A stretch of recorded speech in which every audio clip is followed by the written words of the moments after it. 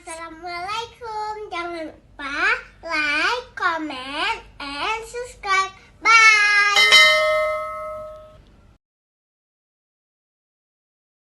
Assalamualaikum warahmatullahi wabarakatuh. Alhamdulillahi rabbil alamin. Wassalatu wassalamu ala asyrafil anbiya'i wal mursalin wa ala alihi wa ashabihi ajma'in. Raditu billahi rabba wa bil islami dina wa bi Muhammadin nabiyya wa rasula. Rabbi shrah li sadri wa yassir li amri wahlul 'uqdatam min lisani yafqahu qawli. Allahumma ja'al jam'ana hadza jam'an marhuma wa tafarruqana min ba'dihi tafarruqan maksuma. Kaum muslimin dan muslimat sidang jamaah subuh yang dirahmati Allah. Kita memasuki pembahasan yang kedua. Jadi pembahasan yang pertama pertemuan yang lalu, kenapa manusia itu terganggu ibadahnya, susah untuk beribadah. Yang pertama karena khawatir terhadap rezeki. Jadi karena khawatir terhadap rezeki, maka dia ibadahnya susah. Untuk apa kita salat makan siang saja nggak jelas hari ini. Untuk apa kita puasa, kita salat, kita beribadah. Rezeki pagi saja tidak jelas. Ya, kita sudah bahas itu masalah rezeki pertemuan yang lalu. Sekarang yang kedua, al-arid ats-tsani, yang bisa mengganggu seseorang itu dalam beribadah. Al-akhtaru wa iradatuha wa qusuduha. Ikhtar itu atau akhtar, kekhawatiran dan ketakutan. Ya.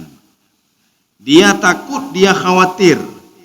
Kalau beribadah nanti akan begini, maka dia nak mau beribadah. Ini kekhawatiran. Wa innama kifayatuha fi tafwid. Kita bisa menghilangkan kekhawatiran ini, ketakutan ini dengan at-tafwid. Jadi tafwid itu apa? Di dalam firman Allah, Allah mengatakan, ucapkanlah kalimat ini kata Allah ketika kamu merasa ketakutan. Wa ufawwidhu amri ilallah. Saya menyerahkan segala urusan saya kepada Allah. Ini namanya tafwid. Menyerahkan segala urusan. Apa bedanya dengan tawakal? Ya, Pak. Tafwid itu di atas tawakal. Kalau tawakal, kita mengharapkan sesuatu, kita bekerja dan mengharapkan sesuatu, setelah itu bertawakal kepada Allah. Jadi kita ingin anak kita saleh. Kita terus berusaha. Kita ambil kita ajarkan anak kita agama, ajarkan Al-Quran, ajarkan pendidikan agama, salat dan lain sebagainya. Setelah itu kita bertawakal kepada Allah.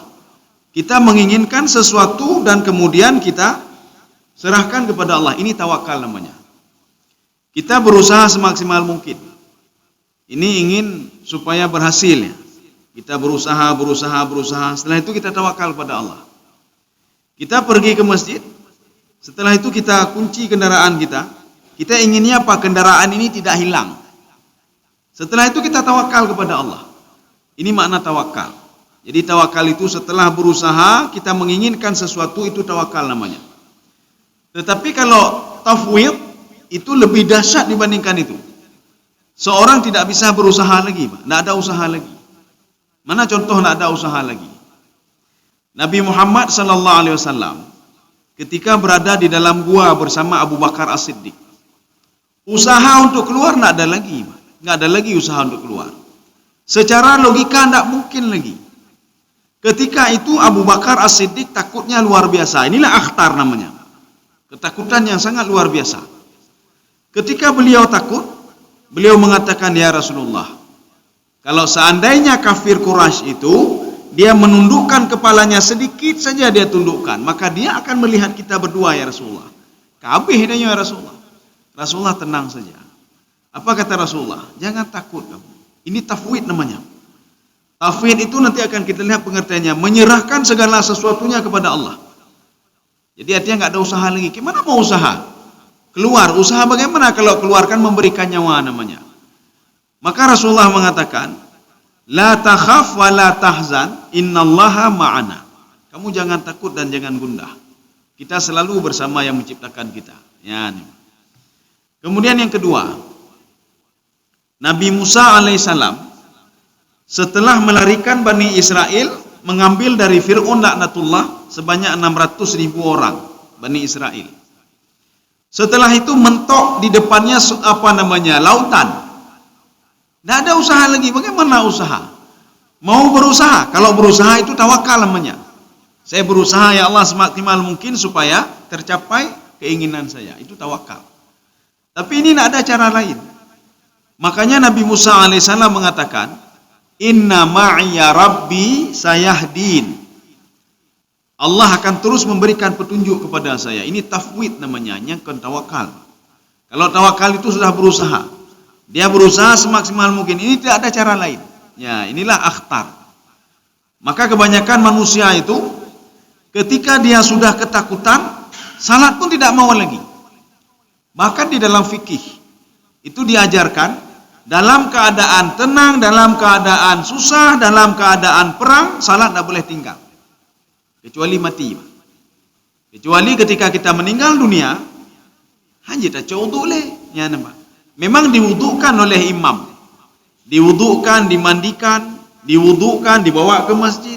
Cuma bedanya apa? Spesial di depan imam. Disalatkan, bukan salat. Karena dia tidak bisa salat lagi. Tapi disalatkan. Kaum muslimin sedang jemaah yang dirahmati Allah. Ini namanya tafwid. Jadi tafwid itu tidak ada cara lain. Maka seorang kadang-kadang sudah susah dia tidak mau salat. Saya sedang perang. Saya sedang ini, sedang itu. Tidak mau dia salat lagi. Maka dalam fikih itu diatur. Bagaimana salatnya orang sakit. Bagaimana salatnya orang dalam perjalanan. Bagaimana salatnya orang ketakutan. Bagaimana salatnya orang yang dikejar oleh musuh. Bahkan di dalam Al-Quran Allah mengatakan, farijalan aw rukbana. Seorang dalam keadaan perang dan ketakutan, dia bisa farijalan aw rukbana, sambil berjalan dia salat. Allahu Akbar. Jaju dapat jaju. Allahu Akbar. Jaju. Kemudian dia berhenti sebentar. Allahu Akbar sujud. Bangun lagi. Allahu Akbar. Jalan terus dia jalan terus. Aw rukbana, atau mengendarai sesuatu. Dia naik ke atas unta, dia salat Allahu Akbar. Ila ma syaa tawajjah, kemana saja yang dibawa oleh unta itu. Maka dalam kajian fikih tidak ada masalah. Ketika unta tidak menghadap kiblat lagi, menghadap oleh ada masalah, tidak ada masalah. Ya, nampak. Jadi artinya apa yang ingin dibahas di sini? Setiap hal, setiap keadaan salat itu memang enggak boleh tinggal. Walaupun dalam keadaan ketakutan, dalam keadaan ketakutan. Dalam keadaan perang. Bahkan juga dalam fikih diajarkan bagaimana kelompok-kelompok yang ingin berperang itu, kalau musuh di depan bagaimana salatnya, kalau musuh di belakang bagaimana salatnya, kalau musuh di samping bagaimana salatnya. Artinya ketakutan itu tidak menghalangi kita untuk beribadah, dan takut ini juga tidak menghalangi kita untuk bisa berbuat sesuatu. Maka ini namanya tafwid namanya. Sekarang kita lihat makna tafwid dulu. Kalau tawakal tadi kan sudah. Kita dari pagi ini, kita bawa modal 1 juta, kita ingin bekerja, kita bertawakal, berusaha semaksimal mungkin. Ini saya harap ya Allah mudah-mudahan 1 juta ini bisa dapat laba saya 500.000 menjadi 1.500.000. Ya, nampak. Jadi jangan rugi. Kita berusaha semaksimal mungkin, kita atur semaksimal mungkin. Itu tawakal namanya. Saya bertawakal ya Allah. Saya berangkat kerja kantor, saya berangkat jual buah-buahan, saya tawakal kepadamu ya Allah. Apakah untung atau rugi nanti? Tapi saya mengharapkan supaya untung. Ya, nah. Tetapi kalau ini tidak ada jalan keluar lain. Tidak ada jalan lain. Ya, nah. Ini tafwid namanya. Sekarang pengertian tafwid itu apa sebenarnya? Ya, jadi tafwid di sini ada 3. Yang pertama, tarku ikhtiyari ma fihi mukhatarah. Tafwid pengertian yang pertama itu meninggalkan pilihan, tidak ada pilihan lagi. Jadi artinya apa? Saya ingin memilih begini, saya memilih, tidak ada pilihan. Itu tafwid ada pilihan.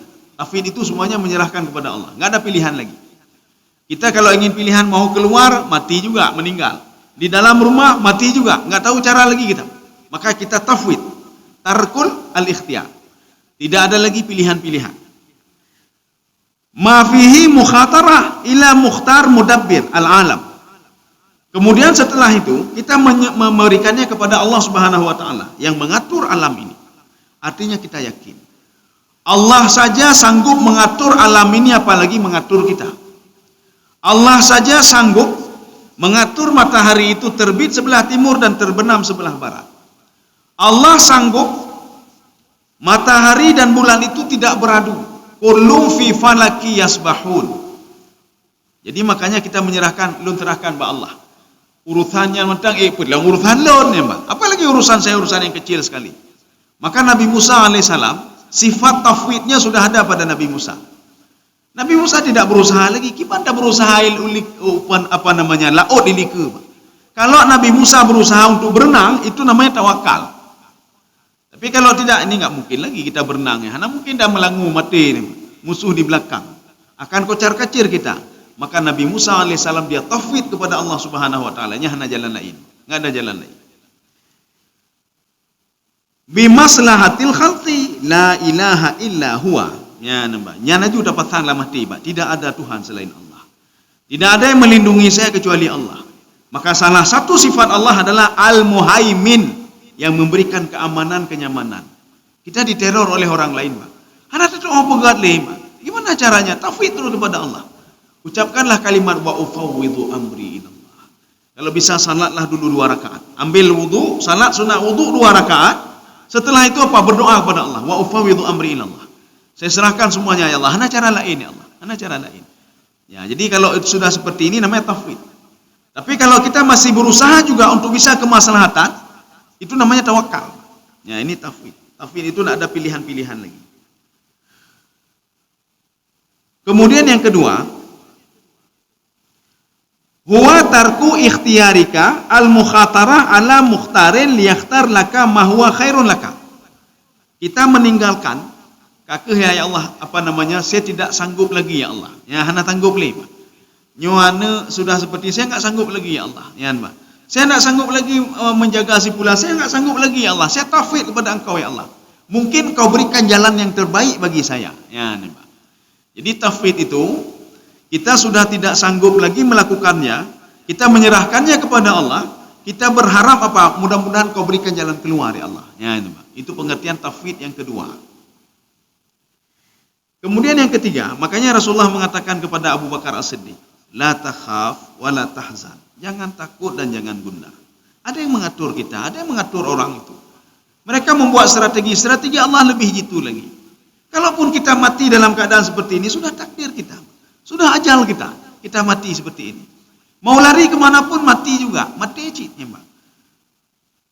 Kaum muslimin sedang jemaah yang dirahmati Allah, yang tidak boleh begini ya, yang tidak boleh begini. Ketika seorang sudah sakit, Pak. Dia berdoa kepada Allah, ya Allah lebih baik ni cok untang lu ni, cukup sakit ke penyakit ni ya Allah. Sudah saya sakit ini sudah puluhan tahun ya Allah. Lebih baik ambil saja saya ya Allah. Ini bukan tafwid namanya. Ini putus asa namanya. Dia sudah putus asa. Sudah berusaha semaksimal mungkin tapi tidak sembuh-sembuh juga. Dia berada di rumah sakit sudah puluhan tahun. Akhirnya dia berdoa kepada Allah. Necok mentang lo ni Allah, pekan dapat sengsara lo lagi nyawa ya Allah. Kenapa Engkau sengsarakan saya seperti ini? Sudah puluhan tahun saya seperti ini ya Allah. Matikan saja saya. Nah, ini tidak boleh. Tapi ada kata Imam Al-Ghazali, ada yang dibolehkan beberapa hal. Satu yang dibolehkan. Ya Allah, jangan matikan saya dulu sebelum saya selesai menunaikan utang-utang saya ya Allah. Saya banyak sekali utang ya Allah. Selama ini saya berusaha untuk bisa menutupi utang itu, dan kalau bisa jangan matikan saya dulu ya Allah. Ya. Ini dibolehkan.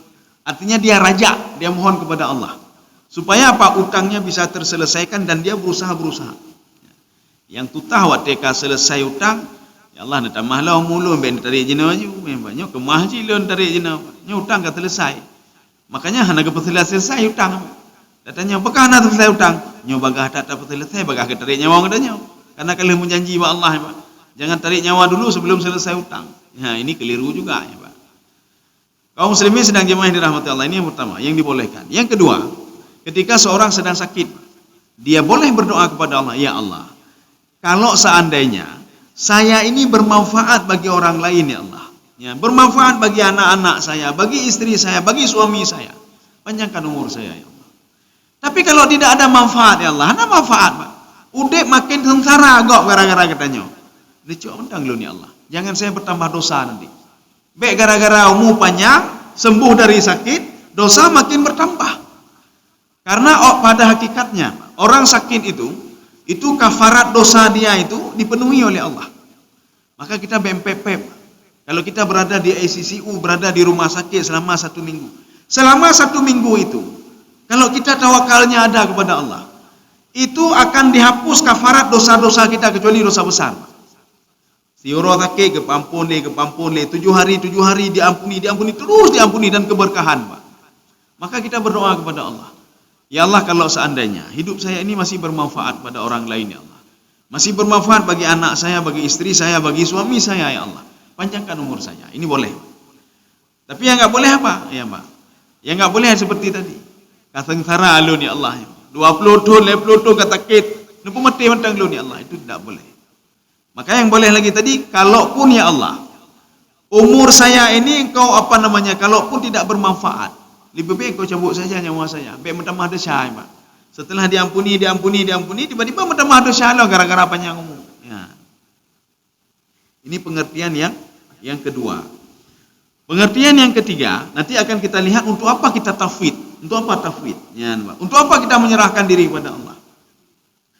Pengertian yang ketiga, huwa tarqut tam'i. Ya, wa tam'u huwa iradatu syai'al mukhatar.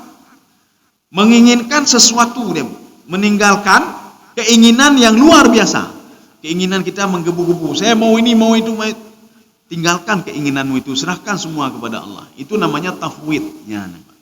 Tetapi kalau kita lihat dari ketiga-tiga pengertian ini, nomor 1 itu lebih cenderung bisa melekat di kepala kita dan di hati kita dibandingkan nomor 2 dan nomor 3.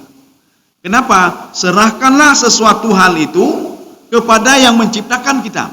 Ya. Jadi kalau ada apa la ilaha illallah, itu saja. Ya, itu tafwid namanya.